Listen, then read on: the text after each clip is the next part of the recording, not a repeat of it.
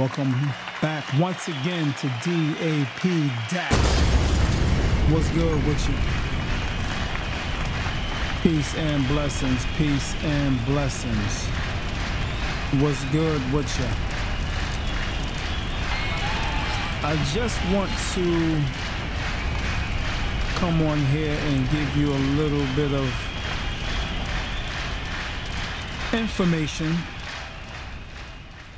We can all use a little information. We all know that there's a lot going on in the world as usual.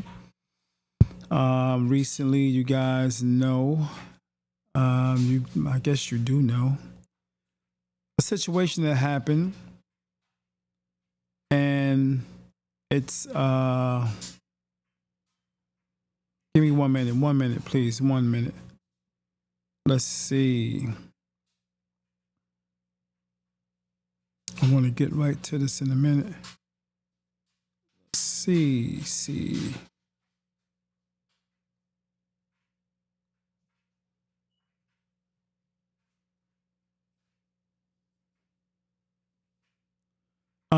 Yeah, so something happened recently in Baltimore.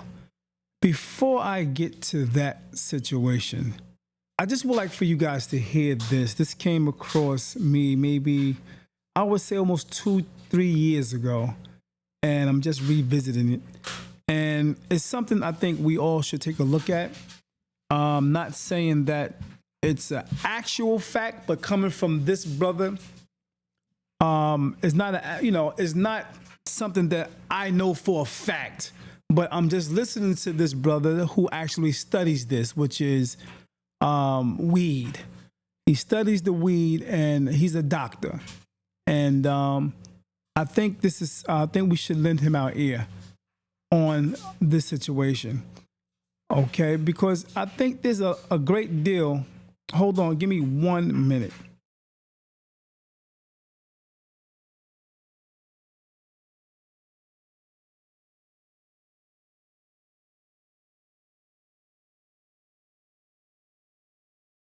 I think there's a great deal of anger, a great deal of aggressiveness in our young people.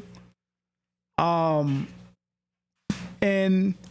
the way he explains it, he talks about how weed, what they're putting in the weed, if I can remember some of the things I remember a while back, is making the women aggressive, more masculine, and is making men more feminine. What we seen in Baltimore, this came to my mind when I seen this situation. Not only this situation, but many other situations. A lot of women are becoming more and more aggressive and masculine, not just in look, but their character, their ways, their energy, and vice versa for the men. The situation with the young lady that happened in Baltimore was very, very deep. Okay?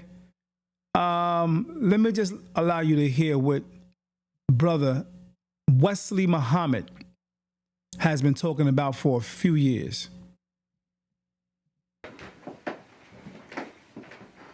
Hypersexuality is sex with no discipline. Hypersexuality is sex as a spawn of impulse. Impulsive sexuality. And this is how they produced hypersexuality. And not only he talked about the weed, and I'll probably get to that particular segment maybe at another time, but he talked about a lot of the chemicals that's in certain things, in foods and things of that nature as well. All right? By assaulting the biochemical that controls our impulses. The police, the biochemical police of our impulses is serotonin, the brain chemical. I document how they deliberately assaulted the serotonergic or serotonin system of black boys in particular, and this produced hyper-aggressiveness and hypersexuality because it made us slaves of our impulses. High serotonin levels is necessary to be in control of our impulses, our natural drive. When you lower serotonin levels, then we become slaves to our impulses, sexual, dietary, otherwise. That's why obesity runs wild in the black community. Impulsive violence, not strategic violence, impulsive violence and aggression. You looked at my woman wrong, so I'm gonna literally kill you. That's that impulsive violence. Impulsive sexuality, we'll throw it in anything that will spread her legs with no consideration of responsibility, no consideration of duty. That's hypersexuality. It's irresponsible sexuality.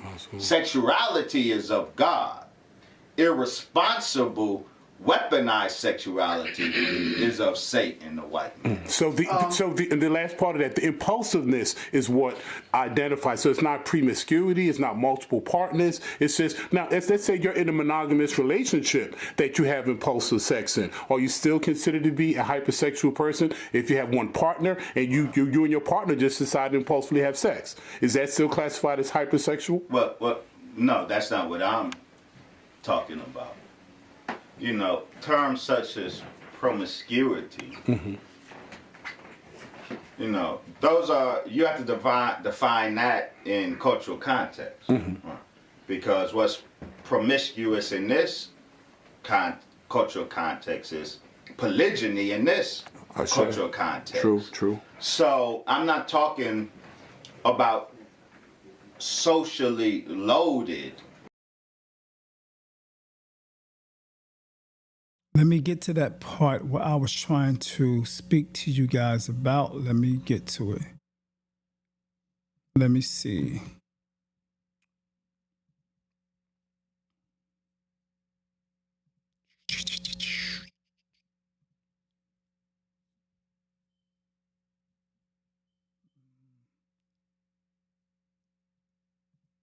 You think they're using the drugs to feminize men? Or? Oh, absolutely. Absolutely. Because you also say masculize the women too. So you absolutely. Marijuana, this enhanced marijuana, feminizes the black man and masculinizes the black woman. Because the THC, it does many things. The high potency THC from the plant itself, from the weed itself, it lowers the testosterone. Understand what that means. We have a wrong conception, DJ Envy, of testosterone. Testosterone ain't a libido. It's a libido, it ain't a sex hormone. Testosterone is testosterone with another biochemical, serotonin. These two are the biochemical basis of a man's drive for power. High THC is the signature of dominant men. Not high THC. High testosterone is the signature and prerequisite for a man's drive for power. And be clear, masculinity is not about a man's sex drive. Masculinity is about a man's power drive. Testosterone is a biochemical source of a man's drive for power. It also is testosterone. It's the chemical scalpel that literally sculpts the masculinity of the male fetus, the body, and the brain. You lower testosterone, the body will, in the fetus, it will default to a feminized form. You lower the testosterone in a gestating male fetus, his body will default to a feminine form. So the THC lowers testosterone. But when you smoke it, an additive happens. We're talking about a doctor here who studied this stuff. All right. So, like I said, I think we need to lend an ear to Dr. Wesley Muhammad. I've listened to him over the years, and it's something to think about. So yeah, I just wanted you to introduce you to this young brother who is really deep when it comes to certain chemicals and things like that, dealing with the body and all that. Okay. And this is what's relevant to sisters. The THC lowers testosterone, therefore in many ways feminizing males. But when you light that joint, the smoke produces particular chemicals, specifically a set of chemicals called phenols. Phenols are estrogen chemicals. Estrogen, the female hormone, is bad for men and it's bad for women. Now, all men have a natural amount of the female hormone estrogen, just like all women have a natural amount of the male hormone testosterone, but they're in perfect balance. When you expose males to excess estrogen, that feminizes males. When you expose females to excess estrogen, it masculinizes females. And Now, that was very interesting when I heard that many years ago. I've heard him on the platform, on the podium, speaking on this, and it struck me. I'm like, whoa, it's deep. And as we look today, you see the difference in the energy in male and females, especially the younger ones that's coming up. You see the difference. You have a great deal of masculine women. Like I said, not just in how they look, but their character, their mood, their energy, and how they do things. Let me let him finish a little bit. Let me let him cook this so little. the weed, the joint itself, the plant, the cannabis in there with this THC, it's lowering our testosterone, but the smoke produced from the fire has these chemicals that are estrogens in the body. So that estrogen is adding feminization to the male, but it's masculinizing the female. And you think they're using the drug I to just wanted to feminize men? just, this came to my mind when I saw this incident that happened in Baltimore. It made me think about it. You all probably seen this. 31-year-old woman in the middle of the street in Johnson Square. Alexa Ashwell questioned police about the motive in this shooting. She joins us live right now and tells us where that investigation stands. Alexa. That's right, Kai. Right now, Baltimore police say they're reviewing cell phone video that captured this incident. We're opting not to show it. The victim has been identified by police as 31-year-old Shakima Turner. Back at the scene today, we could see crime tape left over from yesterday's scene. This fatal shooting happened near the corner of East Preston and Greenmount Avenue in the Johnston Square neighborhood in the city's Central Police District. In the social media post that's since gone viral, it states a fight between a group of women led up to the shooting. BPD has not confirmed that information. In the video, you see an armed person running down the sidewalk and then firing towards another person who then collapses in the street. Take a listen to the 911 audio that captured police responding to the scene. 27, yeah, we have someone down underneath the camera. Green line person. She had one shoot through her chest. You thought you said one to the head? Chest. You shot in the chest. BPD said they're also speaking with all involved parties and working with the city state's attorney's office. No word on an arrest. We'll keep you updated. Alexa Ashwell, Fox 45 News. So this video was posted all over social media. Actual video from the beginning, well, not from the very beginning, but from the beginning of her running down to the corner, chasing a few young ladies. I don't know if it was all young ladies or young ladies and young men in the crowd that was running. And she actually was running and cocked the pistol back and started blasting as she was pointing it down towards the crowd that was running to the corner. Some of them got away, ran around the corner, and there was one that seemed like they was coming from across the street or from in the street, trying to get to that corner to go to follow that crowd. And eventually that person got taken down.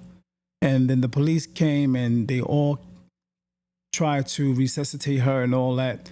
Yeah, but it just showed when I thought about Wesley, because it made me think of how she was running down. She had that energy just like a dude. She cocked that thing back and started running.